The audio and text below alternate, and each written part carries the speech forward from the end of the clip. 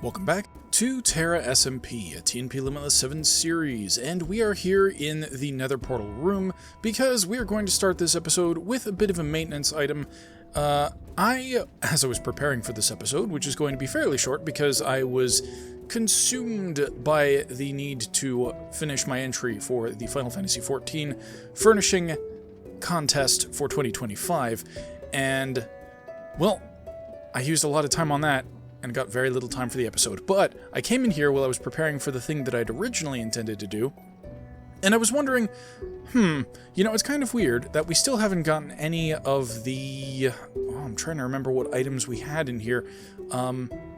Yes, okay, so we have the Inferium down below, and we were waiting on some of the, I think, Fire Elemental shards, and I don't know if we were getting those because we were in a desert biome in creative mode, or if that's because piglins are, or zombified piglins specifically, are nether mobs.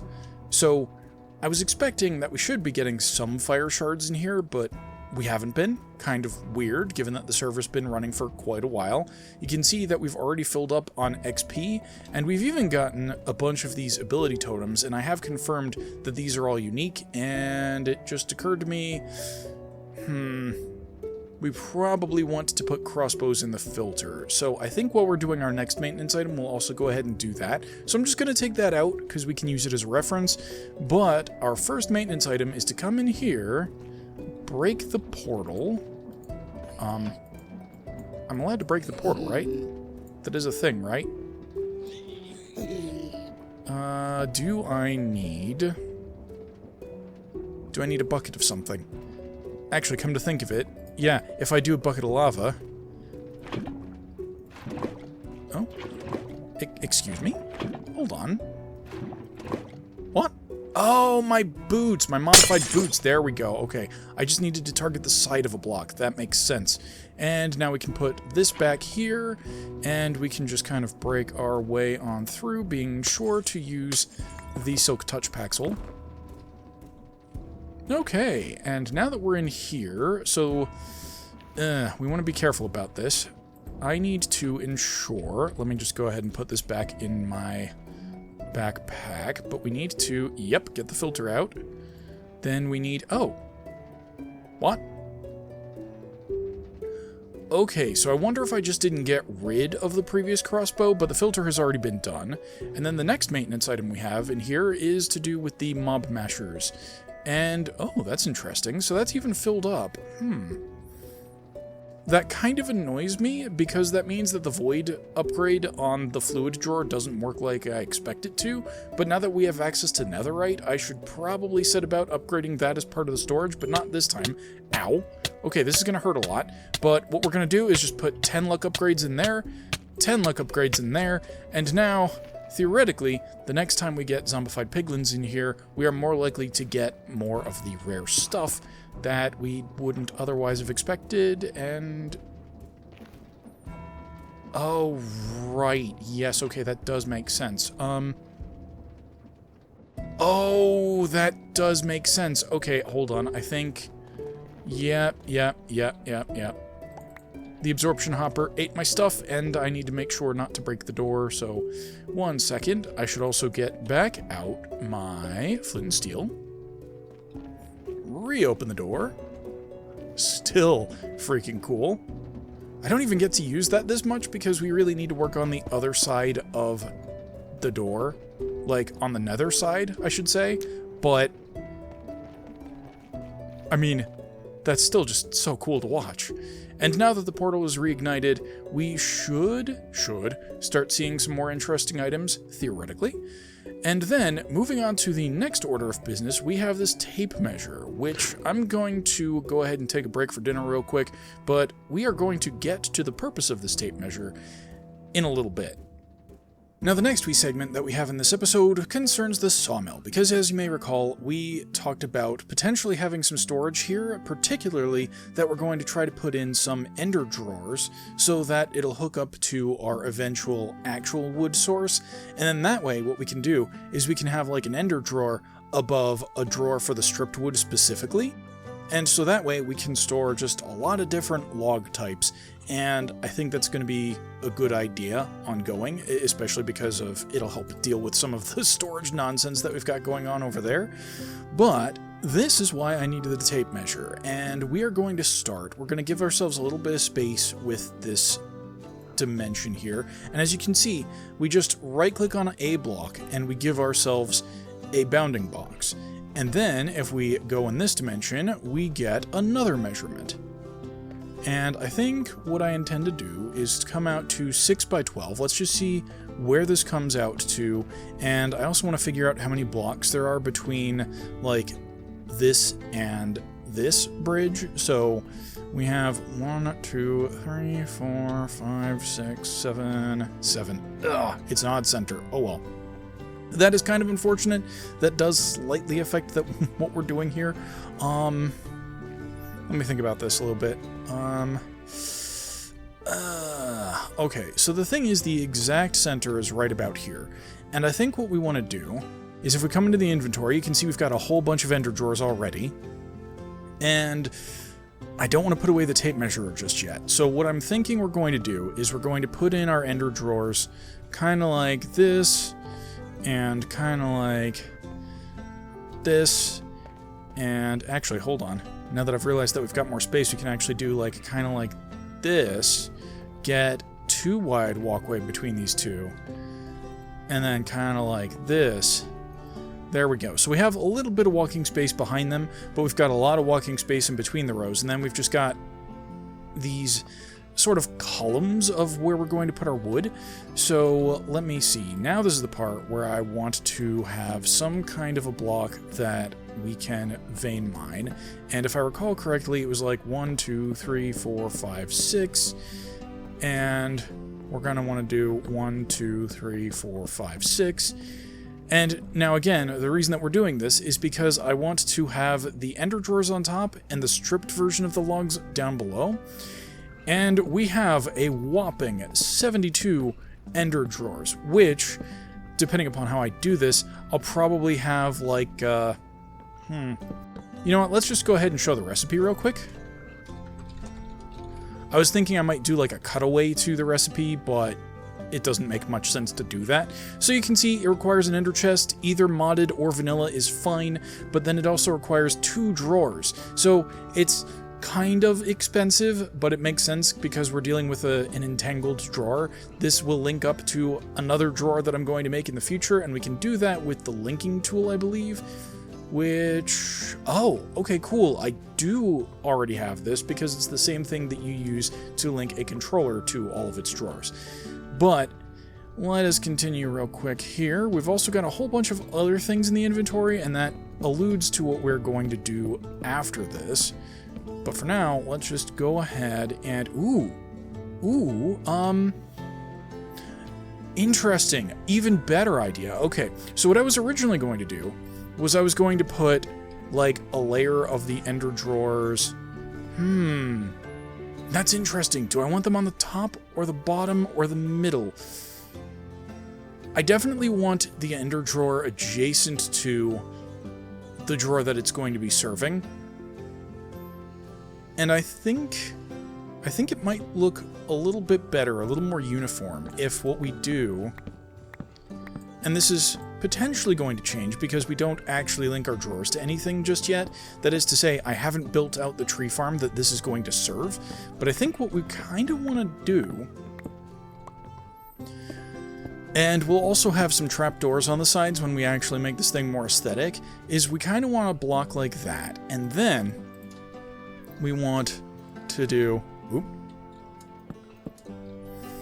we want to do something like this, and then just come across like that. And this is going to be fairly tall. Taller than I expected. But like I said, we're going to come back through later with trapdoors. I think that's correct. Let me also just... Yes. Okay. Good. That is still the correct face. And I think what this is going to do is that with the uniformity, it's going to look better than if we alternated rows, I think. And it's also going to look better than if we do what I'm thinking I'm going to do with the drawers for the actual stripped logs themselves. because once we are done with this, not this episode, of course, but in the future when I actually have all of the wood types I want, we're going to fill them in with framed drawers based upon the stripped logs that they are representing. Now, for the default drawers, or whatever, what is that? Functional storage? Yeah. So for, you know, oak, spruce, birch, jungle, acacia, dark oak, crimson, warped, mangrove, and cherry, we're just going to use the default drawers. That makes sense. There are vanilla variants. But for every other log type that we are going to use, I think we're going to make them kind of like we did the extra drawers that we didn't have access to, the mangrove compacting drawers in the Nether Portal Hall.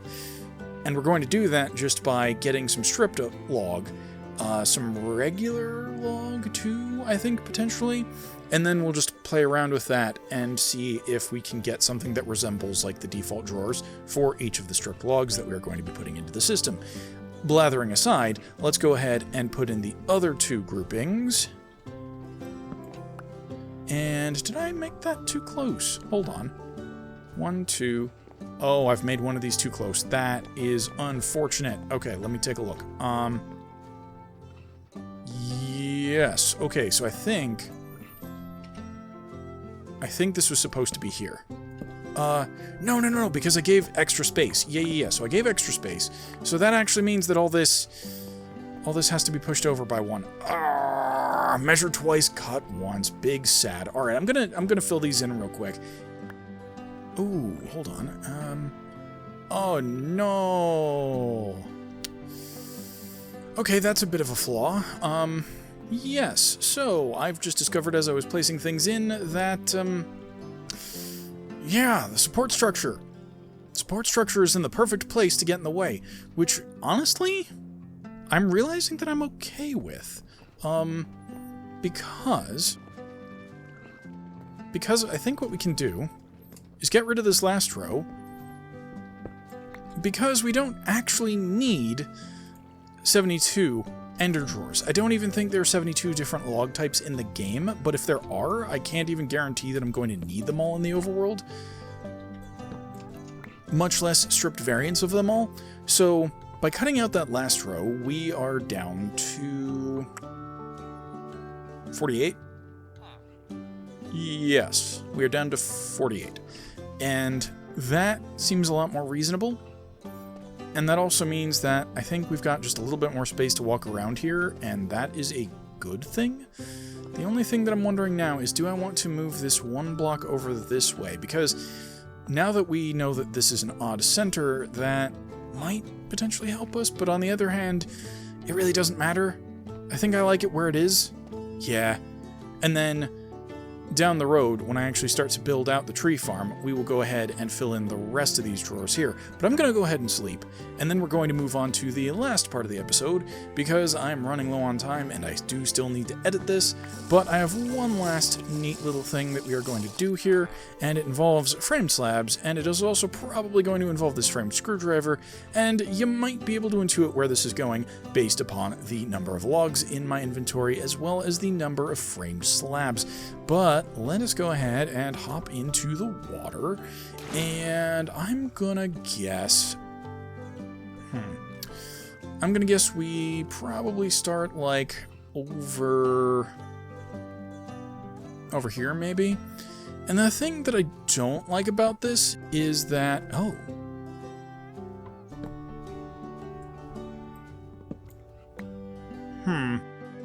Well, I don't like that for starters. I'm going to have to figure out exactly how to place... I think, yes, we can just duck under here and do it like that. That's nice.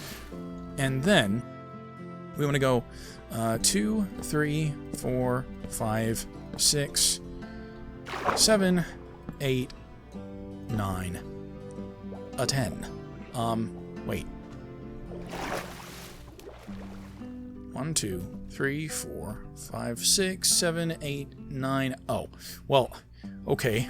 We got kind of unlucky with the last placement there, and it went on the wrong side. Yeah, there we go. Okay. So we do that. We put in the blocks underneath.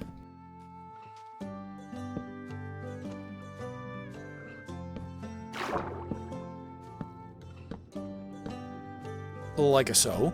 And now we are at 20, which means we've done the correct amount. And let's go ahead and go with our favorite combination, or not really favorite combination per se, but we're going to put in spruce up top.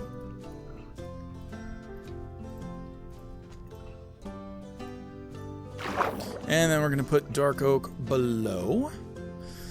And then we're going to have to rotate all of these. And I'm hoping that we haven't picked a terrible direction for this, because it's going to involve just a lot of clicking. No, that doesn't do what I want. That's so sad. Hold on. If I just... Nope, that's very disappointing. Okay, well, unfortunately, the neat little thing that I wanted to do isn't going to work the way that I thought it was going to. So instead, I think what we're going to do is we're going to salvage the situation. We're going to get rid of all of our framed blocks. All of them. We're not doing that anymore, because the textures don't do what I want. And then what we're going to do is we are just going to go ahead and find a nice place for this log. Probably like here, just for example. And we're going to need to turn this one like this. So unfortunately, we are going to have to be kind of lazy here. We are not going to get the very fancy floating on water effect like I'd hoped, but this is kind of close enough. And in fact, I think I'm going to bring this a little bit further back, because right now it is sort of resting on this silt and sand area. And I think we may even do just a little bit of terraforming around the sawmill itself, because we kind of don't want it to look like the wood is resting on anything. We want there to be a good flow all the way over to the lift into the sawmill. And so we're going to just do something like that, and then we are going to go ahead and come out with our trumpet wood, which was supposed to be the waterlogged variant of, I think, mangrove we were using it for, which is why I also brought that with me. It's whatever I did in the boat. And speaking of the boat, if you haven't already, go ahead and submit your name suggestions. There will be a link to, I want to say that's episode 19 in the description there. And if you want to contribute a boat name, go ahead and leave that there. And, well, maybe I'll pick you. I already have a general idea with what I want to do for it, but somebody could swoop in at the last second and really give me something to think about. Now, I think I'll probably do the boat next week, maybe, just because I still am not entirely sure if I'm going to get around to roofing, but there is a non-zero chance that next week's episode is going to be that. Now, one last thing that I forgot to talk about, but is actually kind of important, is that the last few times that I reset my server, I had an issue with these elevators where some of the blocks would duplicate and it just wasn't working correctly until I managed to reset it. And so I finally came down here and I had an idea with how I could fix that. And that is a player detector, or an entity detector set to players specifically. And so that when there are fewer than one players, that is to say there are no players, this emits a signal which stops the timer that's hooked up to our sequential gear shift from triggering. So that means that when there's nobody within 64 blocks X, 64 blocks Z, and 32 blocks Y, the elevator just doesn't work. Now, I don't know exactly what the context was that came over me to make that improvement, but I just remember being in sort of a game dev kind of mood, and I realized that this is one of those basic performance enhancements that if the player isn't around, you don't have to be moving things. And so I really took that to heart, and that, so far, has really worked. I haven't had this break just yet, and my system has rebooted at least twice, maybe 3 times since I put this in, so I think it's working as intended. And now we'll jump back to the outro that I'd originally intended. But that said, I think we are done for this week. I hope you enjoyed this video. If you did, be sure to like, subscribe, and click that bell to be notified. And as always, I'm looking forward to your feedback in the comments below. And with that, I will catch you on the flip side. Thanks for watching, everybody. In the upper left is the next video in the series, or a video you might like. In the lower left is the series playlist, and on the right is my icon by which you can subscribe. Thanks again for watching!